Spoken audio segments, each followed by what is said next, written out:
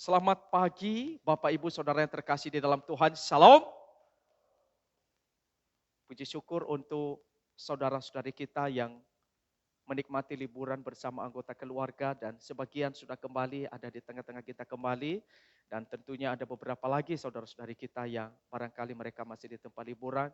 Kita doakan nanti mereka bisa kembali bersama-sama dengan kita kumpul sebagai anggota keluarga Allah. Hari ini saudara kita merenungkan satu tema keluarga, dengarlah firman-Nya. Mari kita buka firman Tuhan Kejadian 3 ayat 1 sampai 6 dan ayat 11 sampai 13.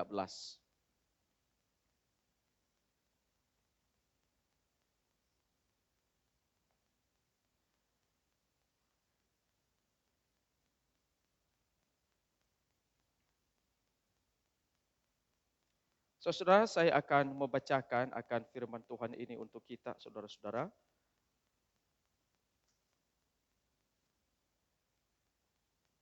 Kejadian 3 ayat 1 sampai 6 terlebih dahulu. Adapun ular ialah yang paling cerdik dari segala binatang di darat yang dijadikan oleh Tuhan Allah. Ular itu berkata kepada perempuan itu, tentulah Allah berfirman, semua pohon dalam taman ini jangan kamu makan buahnya, bukan? Lalu saut perempuan itu kepada ular itu, buah pohon-pohonan dalam taman ini boleh kami makan. Tetapi tentang buah pohon yang ada di tengah-tengah taman, Allah berfirman jangan kamu makan ataupun raba buah itu. Nanti kamu mati. Tetapi ular itu berkata kepada perempuan itu, sekali-kali kamu tidak akan mati, tapi Allah mengetahui bahwa pada waktu kamu memakannya matamu akan terbuka dan kamu akan menjadi seperti Allah, tahu tentang yang baik dan yang jahat. Perempuan itu melihat bahwa buah pohon itu baik untuk dimakan dan sedap kelihatannya. Lagi pula pohon itu menarik hati karena memberi pengertian. Lalu ia mengambil dari buahnya dan dimakannya dan diberikannya juga kepada suaminya yang bersama-sama dengan dia dan suaminya pun memakannya. Ayat 11 sampai 13. Firman-Nya, siapakah yang memberitahukan kepadamu bahwa engkau telanjang? Apakah engkau makan dari buah pohon yang kularang engkau makan itu? Manusia itu menjawab, perempuan yang kau tempatkan di sisiku, dialah yang memberi dari buah pohon itu kepadaku, maka ku makan. Kemudian berfirmanlah Tuhan Allah kepada perempuan itu, apakah yang telah kau perbuat ini? Jawab perempuan itu, ular itu yang memperdayakan aku, maka ku makan. Demikian saudara pembacaan firman Tuhan buat kita hari ini. Saya ada gambar saudara, gambar pertama sebuah keluarga yang membaca lalu merenungkan firman Tuhan saudara. Bersama suami istri dan anak. Dan ada satu keluarga lagi saudara yang asik dengan HP mereka masing-masing. Nah saudara, kalau kita perhatikan bahwa sebenarnya melalui gambar ini kita dapat melihat bahwa gadget itu bersaing ketat dengan Alkitab di dalam merebut perhatian kita. Termasuk sebenarnya di dalam posisi hari ini mendengar firman Tuhan, gadget dan khotbah itu bersaing ketat merebut perhatian saudara di dalam mendengarkan firman Tuhan hari ini. Makanya tadi saya doakan. Saudara, zaman dulu tiap keluarga itu bisa saling ngobrol satu dengan yang lain. Tetapi hari-hari ini saudara kalau kita lihat, justru keluarga itu masing-masing lebih berinteraksi dengan HP-nya. Dan bisa dilakukan berjam-jam. Kalau dulu orang tua saudara, mengisi waktunya mungkin dengan ngobrol dengan anak-anaknya, tapi sekarang waktu luang itu diisi dengan mengkonsumsi media. Dan tidak sedikit orang tua mendorong anaknya juga melakukan hal yang sama. Jadi kesimpulannya saudara kalau kita perhatikan bahwa sebenarnya banyak keluarga itu lebih memilih berinteraksi. Entah itu dengan Alkitab atau dengan HP, dengan gadget. Barangkali saudara orang lebih memilih dengan gadget. Itu kesimpulan saya. Dan faktanya yang kita hadapi demikian saudara.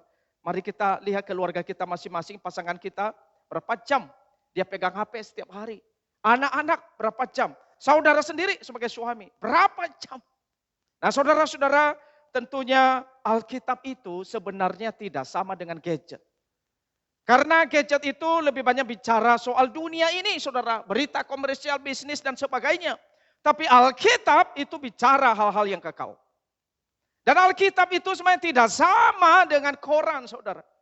Kalau koran itu berisi satu berita hari ini, besok beritanya sudah tidak relevan. Relevansi beritanya hari ini. Besok harga koran sudah murah. 2-3 hari ke depan koran itu mungkin dibagi gratis, apalagi zaman sekarang, saudara.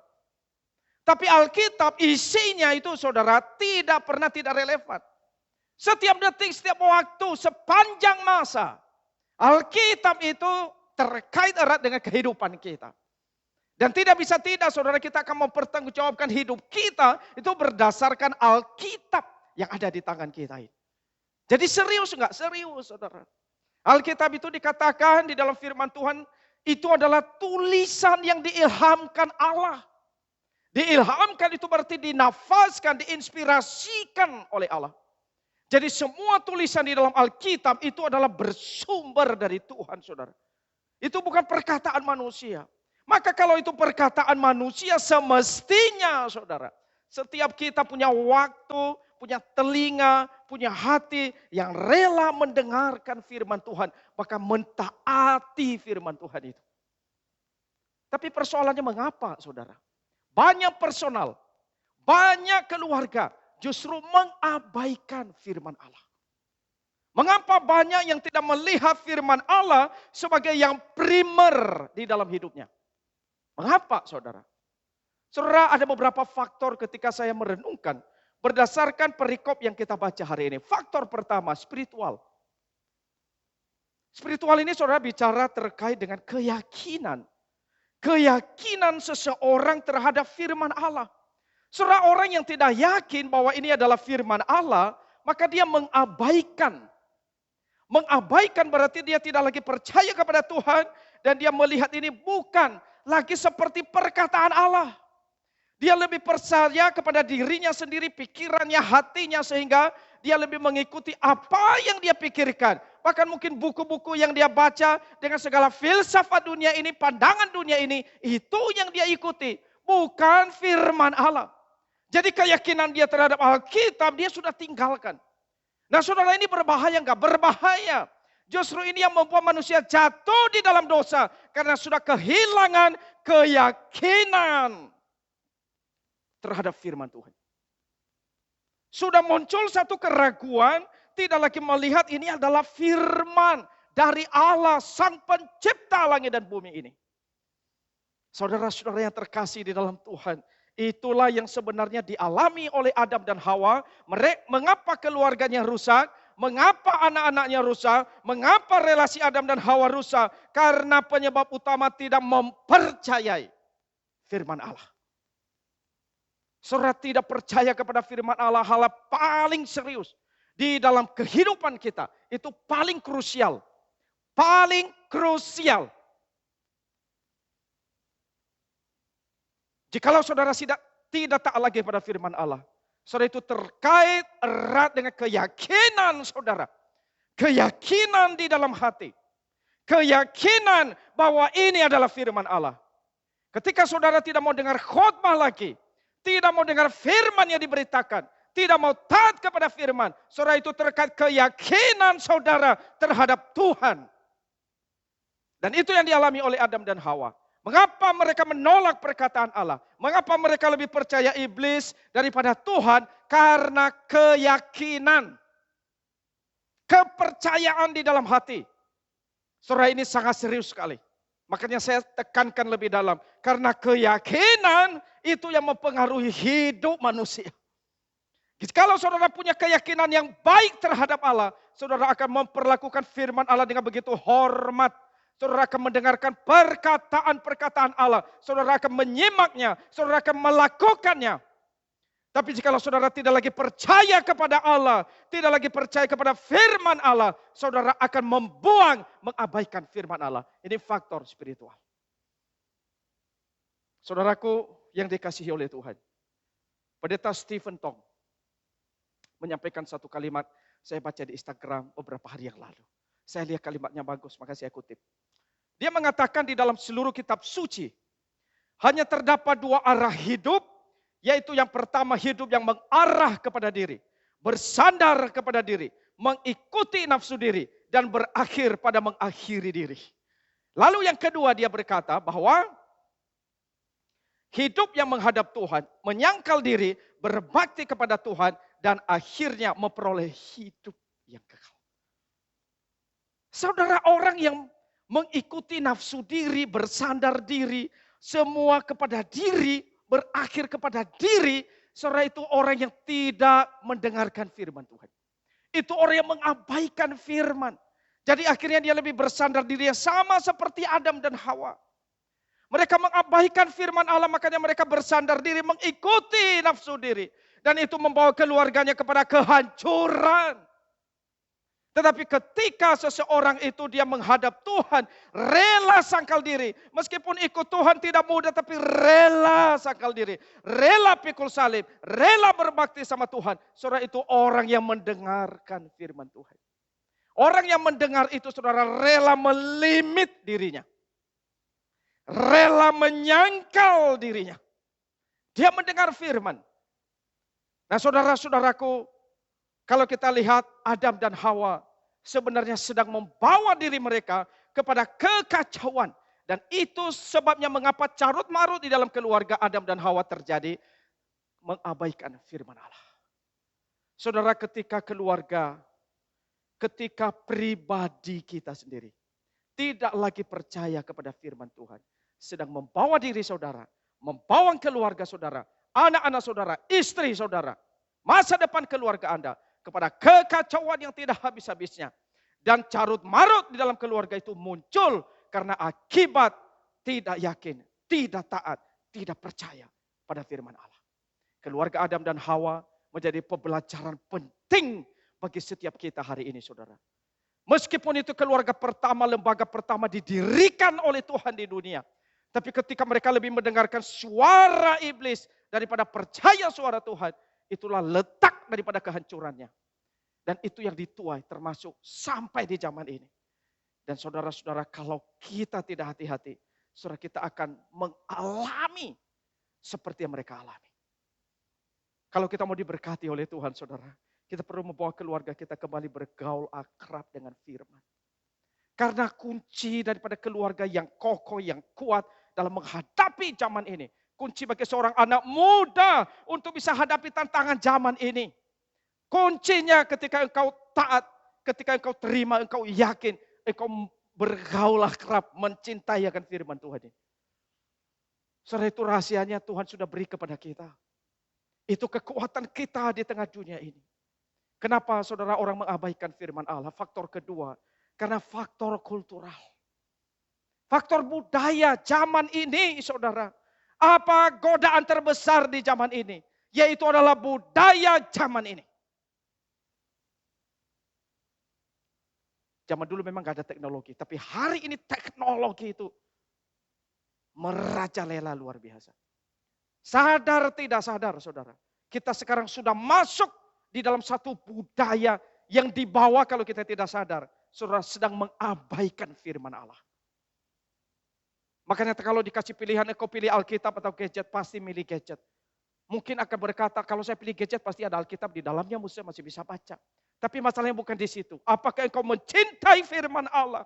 Apakah engkau sungguh-sungguh bergaul akrab dengan perkataan Allah atau tidak? Saudara, ini betapa pentingnya. Adam dan Hawa waktu itu gak ada kemajuan teknologi. Tapi mengapa mereka jatuh dalam dosa? Karena mereka, saudara, lebih percaya kepada iblis.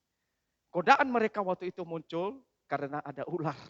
Dan dikatakan di dalam ayat tadi yang kita baca, ular itu cerdik. Kecerdikan ular itu, saudara ya, terlihat ketika dia berbicara kepada Hawa. Jadi ular itu tahu bagaimana cara menggoda, bagaimana cara menjatuhkan manusia, bagaimana membawa hati manusia itu tidak senang, tidak puas kepada Allah. Gimana caranya, saudara, supaya hati manusia itu gak puas pada Allah? Ayo, gimana caranya? Ular itu dia memfokuskan, saudara, perkataannya itu kepada apa? Kepada larangan. Kalau misalnya anak bilangnya, ini gak boleh, gak boleh, gak boleh. Coba lakukan kepada anak saudara, tempel di pintu di mana-mana. Ini tidak boleh ya, ini tidak boleh ya, ini tidak boleh. Anak hatinya puas enggak? Pasti enggak puas, enggak senang dia. Iblis tahu trik itu, saudara. Ketika di dalam larangan itu ada penekanan terkait larangan, dia tahu hati manusia bisa tidak puas. Makanya saudara, dia berkata, tentulah Allah berfirman, semua pohon dalam taman ini jangan kamu makan buahnya, bukan. Ini larangan. Hati manusia yang sudah tahu itu, wah, oh ya benar juga nih yang dia bilang. Berarti Tuhan itu suka larang-larang. Waduh, berarti Tuhan ini membuat kita dikekang, dikurung, di penjara. Nah saudara, sebenarnya spirit daripada zaman ini juga demikian. Membuat kita merasa tidak puas dengan Allah. Seolah-olah tidak ada kebebasan di dalam Allah. Merasa hidup kita ini terkekang, terpenjara oleh firman Allah. Kita dibodohi saudara. Kita tidak sadar bahwa sebenarnya firman Allah yang membawa kebebasan sejati kepada kita. Kita berpikir kalau kita keluar dari firman Allah itu hidup kita bebas. Padahal itu bukan bebas tapi kebablasan. Sekali lagi itu bukan bebas, kebablasan saudara. Ngeri enggak? Ngeri saudara. Dan banyak orang tidak sadar. Dia berpikir kalau hidupnya taat kepada firman Allah itu, dia merasa terbebani. Betul, engkau terbebani. Tapi beban dari Tuhan bukan beban yang membuat engkau mati. Beban dari Tuhan membuat engkau hidup. Membuat engkau bebas. Di dalam Yohanes dikatakan, jikalau engkau tinggal di dalam kebenaran, kebenaran itu memerdekakan kamu. Itu perkataan Tuhan Yesus. Justru kalau engkau tidak tinggal di dalam kebenaran ini, engkau akan diperhamba, diperbudak oleh dosa. Kebebasan yang kita anggap sebagai kebebasan saudara, justru itu kebebasan yang memenjarakan kita. Kita diperhamba oleh siapa? Oleh dosa, oleh iblis. Saudara, itu hal yang membodohi Adam dan Hawa. Mereka memilih saudara, lebih taat kepada perkataan iblis. Nah saudara-saudaraku yang dikasihi oleh Tuhan. Hawa kalau kita lihat, dia tidak menyelami benar perkataan Allah. Tapi dia menerima begitu gampang ya. Harusnya dia mengkritisi. Oh ya kayaknya kalimatnya itu enggak benar. Saya tunjukkan kepada saudara, ada perbedaan antara perkataan Allah dan perkataan Hawa. Khususnya Allah berkata itu di dalam Kejadian 2 ayat 16 sampai 17 ya. Tuhan itu berkata, semua pohon dalam taman ini boleh kamu makan buahnya dengan bebas. Tetapi pohon pengetahuan tentang yang baik dan yang jahat itu janganlah kau makan buahnya, sebab pada hari yang kau memakannya pastilah engkau mati. Tapi Hawa saudara, dia menambahkan kata raba. Tuhan hanya bilang jangan kau makan ya buahnya. Tapi Hawa berkata jangan kamu makan ataupun raba. Nah ini kesalahan saudara. Hawa tidak menyebutkan nama pohon. Tuhan bilang pohon pengetahuan tentang yang baik dan yang jahat. Tapi Hawa berkata, pohon yang ada di tengah-tengah taman. Tuhan berkata semua pohon dalam taman ini, boleh kau makan buahnya dengan bebas. Makan dengan bebas saudara. Tapi Hawa hanya berkata, buah pohon-pohonan dalam taman ini boleh kami makan. Jadi Hawa mengurangi anugerah dari Tuhan. Tuhan berkata sebab pada hari yang kau memakannya pastilah engkau mati. Tetapi Hawa berkata, nanti kamu mati. Antara pasti dan nanti itu punya perbedaan saudara ya. Pasti dan nanti. Jadi Hawa itu mengurangi keseriusan dalam dosa. Justru kalau saudara perhatikan, jawaban dari ular itu lebih tegas. Ular itu menjawab, sekali-kali kamu tidak akan mati. Tidak akan. Berarti iblis itu lebih ngerti firman Tuhan daripada Hawa. Saudara ini persoalannya. Jadi kesalahan Hawa itu adalah tidak memahami firman. Mengabaikan perkataan dan memandang remeh hukuman Allah. Saudara dia anggap remeh dosa itu. Hukuman Allah terhadap dosa. Dia pasti akan mati. Memang waktu itu dia tidak langsung mati fisiknya. Tapi rohaninya mati saudara. Itu yang dialami waktu itu. Tapi diabaikan, diremehkan. Dan kesalahan banyak orang hari ini demikian saudara. Meremehkan hukuman dari Tuhan. Betapa berbahayanya tiap kita yang tidak takut. Atau meremehkan hukuman Tuhan atas dosa. Saudara-saudara mengerikan ya. Kalau akhirnya hati kita itu sudah keras. Dan kita meremehkan Tuhan yang menghukum yang sangat benci dengan dosa. Saudara kesalahan Hawa itu. Dia nimbang-nimbang. Ini boleh enggak ya? Saudara harusnya yang sudah jelas tidak boleh dan itu jahat harusnya nggak usah ditimbang, nggak usah. Itu jelas kok dilarang oleh Tuhan. Bahkan tidak perlu didoakan kalau memang itu dilarang Tuhan. Gak usah didoakan. Misalnya saudara ya, ada orang tahu itu judi itu dosa. Tapi masih ada banyak orang berdoa, Tuhan kalau bisa di judi ini saya bisa menang. Ada orang Kristen demikian.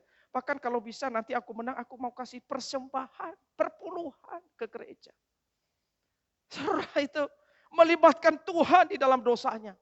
Sudah jelas kok itu dilarang oleh Tuhan. Tapi masih mau nimbang-nimbang, masih mau melakukannya. Itulah kesalahan Hawa, saudara. Dan itu bisa terjadi pada kita hari ini. Saudara, zaman ini menggoda saudara dan saya. Sangat serius. Sangat serius zaman ini. Untuk menjatuhkan kita. Agar kita tidak dengar firman Allah. Tidak takut kepada Allah. Supaya kita hidup di dalam dosa. Kalau itu tantangan di zaman ini, mau diapakan keluarga kita, saudara? Masih mau mengabaikan firman Tuhan? Maukah kita bawa supaya keluarga kita mendengarkan firman Allah? Kalau engkau sungguh punya kerinduan, saya rindu, saya sebagai suami, istri, anak-anak saya dengar firman Allah. Langkah apa yang engkau akan lakukan? Strategi apa yang engkau akan bikin? Apakah engkau hanya mendengar sampai di sini dan engkau tidak ada action berikutnya setelah dengar firman ini? Saudara harus pikirkan. Action apa? Karena hari ini firman Tuhan tidak hanya berhenti dalam pendengaran. Baru berdampak ketika engkau, saudara dan saya melakukan firman Tuhan. Saudara pikirkan apa yang engkau lakukan berikutnya setelah dengarkan firman Tuhan ini. Kemudian saudara yang ketiga. Mengapa saudara? Banyak yang mengabaikan firman Tuhan karena faktor personal. Saudara, faktor personal itu ya, Adam tidak menjalankan peran sebagai kepala keluarga. Saudara, mengapa Adam tidak menegur istrinya? Memakan buah itu dan menolak ketika buah itu diberikan istrinya kepadanya untuk dimakan. Mengapa? Karena itu terlalu diinginkan oleh dia. Mungkin hatinya sebenarnya sudah cukup lama, saya rindu juga ingin makan itu buah. Sebenarnya dia bisa larang saudara ya. Dia bisa berkata jangan makan. Dia bisa marahin. Dia bisa berkata waduh jangan sampai istri saya makan itu buah. Apalagi saya sudah dengar firman Tuhan. Saya ini sebagai kepala, saya ini sebagai imam, saya ini sebagai pemimpin keluarga. Saya mesti wanti-wanti, jangan sampai istri saya itu melakukan hal yang sama. Dia bisa melakukan itu. Tapi masalahnya saudara, justru dia juga ikut makan. Dia aktif, dia makan. Karena terlalu dia menginginkannya. Dia juga pingin menikmati buah itu. Dia pingin seperti yang ditawarkan oleh iblis. Harusnya Adam, saudara ya, menjaga keluarganya itu dalam relasi yang selalu terkoneksi dengan Allah. Harusnya itu dia memperhatikan firman Allah. Dia mengingatkan Hawa, istrinya itu. Menuntun istrinya. Dia bisa tegur, bahkan dengan keras. Dia tidak kompromi, saudara. Harusnya dia tetap percaya kepada firman Allah. Tapi justru dia juga ikut meragukannya. Firman Tuhan. Saudara-saudaraku yang kasih dalam Tuhan, kelihatannya memang pelanggaran mereka sepele. Tapi dampaknya itu begitu besar. Dampaknya sangat besar, termasuk sampai hari ini saudara. Ketidaktaatan mereka kepada firman Tuhan. Nah saudara-saudaraku yang terkasih dalam Tuhan, kalau kita melihat akibat tidak mendengarkan firman Allah, itu terjadi kesalahan. Dan kesalahan itu menghasilkan persoalan. Lalu persoalan yang disikapi secara salah itu memunculkan persoalan baru. Dan inilah carut marut keluarga yang tidak mendengarkan firman Tuhan. Adam mempersalahkan siapa saudara? Dia mempersalahkan Hawa. Ketika Tuhan tanya, kenapa kok kamu begini? Apa yang kamu lakukan? Dia berkata kepada Tuhan, wanita yang kau taruh di sampingku. Dia penyebabnya. Walaupun sebenarnya dia juga menginginkan, dia sudah makan. Hawa juga mempersalahkan ular. Komunikasi mereka rusak, saudara. Ini menyedihkan. Saudara, di dalam khotbah hari Rabu yang lalu, saudara, khotbah Musa Andi, kalau saudara ikut SF, Musa Andi itu mengkhotbahkan tentang kisah Abraham dan Sarah. Lalu mereka kan gak punya keturunan ya. Lalu Sarah itu bilang, ya sudahlah, kamu ambil Hagar, untuk menjadi istrimu supaya ada keturunan. Lalu kemudian waktu itu Abraham menghampiri Hagar. Akhirnya mereka punya anak namanya Ismail. Ini mirip dengan kasus Adam dan Hawa. Saudara, siapa yang menawarkan? Itu adalah Sarah. Ini ada Hagar. Tapi setelah anak itu lahir, saudara, muncul nggak masalah baru? Muncul. Sebenarnya ketika Abraham mengambil Hagar, saudara, itu pun sebenarnya sudah melanggar firman dari Tuhan. Saya kurang tahu ya gimana hati Adam itu, Abraham maksudnya, ketika Sarah menyodorkan, ini loh ada Hagar. Mungkin sebenarnya saya menduga ya, itu mungkin terlalu diinginkan oleh Abraham juga. Wah, ini nggak usah repot-repot. Udah langsung disodorkan sama istri. Ini loh ada Hagar. Banyak suami suka begitu saudara ketika disodorkan kayak begitu. Gak usah repot. Tapi saudara bawa masalah besar. Ketika anak itu lahir muncul persoalan baru. Sarah menindas Hagar. Muncul masalah. Dan itu kekacauan terjadi karena ketidaktaatan kepada firman Tuhan. Tapi saudara tahu ya prinsipnya itu hampir mirip. Saya waktu renungkan, bandingkan dua kisah ini, itu juga sebenarnya kita bisa melihat ya. Selalu yang menggoda itu muncul dari mana saudara? Itu dari perempuan. Adam digoda oleh Hawa. Muncul yang kasih buah itu Hawa saudara ya. Yang goda Abraham atau yang kasih umpannya itu saudara, itu juga adalah Sarah, istri. Harusnya suami kan berpikir lebih kritis ya. Nah saudara-saudara di dalam kehidupan kita terkadang masalah itu memang bisa muncul dari suami. Tapi bisa juga muncul dari istri saudara-saudara. Nah ketika banyak godaan itu muncul dari pasangan kita. Bagaimana kita sebagai suami menyikapinya? Ketika muncul godaan dari suami, bagaimana istri dapat menyikapinya? Apakah mengkritisinya saudara? Apakah memikirkannya? Apakah menilainya? Saudara, Pendeta Yakub Trihadoko itu mengatakan satu kalimat ya. Di zaman ini harusnya itu kita punya tugas saudara. Dia berkata, kita harus mengkritisi. Jadi nggak boleh berdiam diri, harus mengkritisi. Bahkan menangisi zaman itu. Dan mengarahkan zaman. Wah saya setuju kalimat dia. Nah apakah ketika godaan terjadi itu, apakah kita mengkritisinya, menangisinya, bahkan mengarahkan. Entah itu suami atau istri. Saudara jujur, kadang-kadang saya di dalam keluarga bisa juga muncul godaan-godaan saudara. Entah dari saya atau dari istri saya saudara. Istri saya juga suka menggoda saya saudara-saudara. Ya maklum suami istri suka menggoda ya saudara ya. Tapi menggodanya beda saudara. Kalau dia sudah dekat ulang tahun ya saudara, godaannya muncul saudara. Harus ada jatahnya saudara. Bulan ini istri saya ulang tahun saudara. Dia sudah patok, dia harus punya jatah. Saya bilang setiap ulang tahun pasti ada jatahnya. Saya kasih saudara. Tapi kalau lagi jalan-jalan di mall gimana saudara? Terkadang kita kalau di mall itu bisa gak ada rencana beli apa-apa tiba-tiba pulang-pulang, waduh kiri dan kanan ada isinya saudara. Waduh kadang-kadang juga bingung ya. Saya kemudian suka pakai trik saudara. Triknya minimal 2 saudara. Mungkin saudara punya trik yang lebih bagus. Trik yang pertama adalah kalau istri saya jalan, saya biarkan dia jalan sendiri. Saya duduk di depan menanti. Kenapa saudara? ATM-nya di sini. Dia nggak bisa ngapa-ngapain, lihat-lihat boleh. Ya, nggak apa-apa, tapi ATM-nya di sini. Sebab dompetnya isinya tipis. Yang kedua saudara, trik yang kedua. Supaya istri nggak selalu menggoda. Saya kalau ke mall suka gandeng tangan dia, saudara. Kenapa? Kalau gandeng tangan gampang. Dia berhenti dikit tinggal kita tarik, saudara ya. Dia pasti itu kode ya. Atau kadang-kadang taruh tangan di bahunya begitu ya. Jadi jalannya kelihatannya mesra padahal sedang menjaga, saudara. Jangan tergoda kiri dan kanan.